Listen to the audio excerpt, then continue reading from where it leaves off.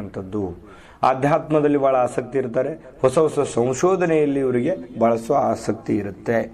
ಇನ್ನು ದ್ವಿತೀಯ ಚರಣದಲ್ಲಿ ಹುಟ್ಟಿರ್ತಕ್ಕಂತಹ ವ್ಯಕ್ತಿಗಳು ಬುದ್ಧಿಶಕ್ತಿಯನ್ನ ಹೆಚ್ಚಿಸುವ ಉದ್ದೇಶ ಇರುತ್ತೆ. ಅಂದ್ರೆ ಬಹಳಷ್ಟು ಮಹತ್ವಾಕಾಂಕ್ಷೆಗಳಿರ್ತಾರೆ. ನಾನು ಏನನ್ನಾದ್ರೂ ಸಾಧನೆ ಮಾಡಬೇಕನ್ನುವಂತ ಹುಮ್ಮಸ್ಸಿನಲ್ಲಿರ್ತಾರೆ.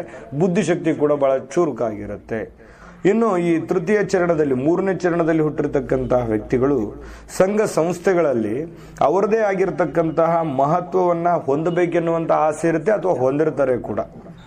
ಇನ್ನು ನಾಲ್ಕನೇ ಚರಣದಲ್ಲಿ ಹುಟ್ಟಿರ್ತಕ್ಕಂತಹ ವ್ಯಕ್ತಿಗಳು ಈ ದೂರದ ಪ್ರಯಾಣದಲ್ಲಿ ಮತ್ತು ತಮ್ಮ ವೃತ್ತಿಯಲ್ಲಿ ಸಫಲಗೊಳ್ಳುವಂತಹ ಉದ್ದೇಶ ಇರುತ್ತೆ. ಪ್ರಯಾಣ ಮಾಡುವಂಥದ್ರಲ್ಲಿ, ಡ್ರೈವಿಂಗ್ ಮಾಡುವಂಥದ್ರಲ್ಲಿ ಅಥವಾ ಟ್ರಾನ್ಸ್ಫರ್ ಮಾಡುವಂಥದ್ರಲ್ಲಿ, ಟ್ರಾವೆಲ್ಸ್ ಅಲ್ಲಿ ಬಹಳಷ್ಟು ಇವರಿಗೆ ಆಸಕ್ತಿ ಇರುತ್ತೆ. ಅದರಲ್ಲಿ ಕೂಡ ಒಂದು ದೊಡ್ಡ ಸ್ಥಾನವನ್ನ, ಒಂದು ಹೆಸರನ್ನ ಮಾಡಬೇಕನ್ನುವಂತ ಉದ್ದೇಶ ಇರುತ್ತೆ. ಸರಿ, ಹಾಗಿದ್ರೆ ಈ ವ್ಯಕ್ತಿಗಳ ಒಂದು ಆಶ್ಲೇಷ ನಕ್ಷತ್ರದಲ್ಲಿ, ಈ ಕರ್ಕ ರಾಶಿಯಲ್ಲಿ ಬರುತ್ತೆ ಇದು. ಈ ಆಶ್ಲೇಷ ನಕ್ಷತ್ರದಲ್ಲಿ ಹುಟ್ಟಿರ್ತಕ್ಕಂತಹ ವ್ಯಕ್ತಿಗಳ ಉದ್ಯೋಗ ಯಾವ ಕ್ಷೇತ್ರದಲ್ಲಿ ಇರುತ್ತೆ ಮತ್ತು ಯಾವ ಕ್ಷೇತ್ರದಲ್ಲಿ ಅವರು ಮಾಡಬಹುದು ಅನ್ನುವಂಥ ಕೆಲವೊಂದು ಇಂಪಾರ್ಟೆಂಟ್ ಪಾಯಿಂಟ್ಗಳನ್ನು ನಾನು ತಿಳಿಸ್ಬಿಡ್ತೀನಿ.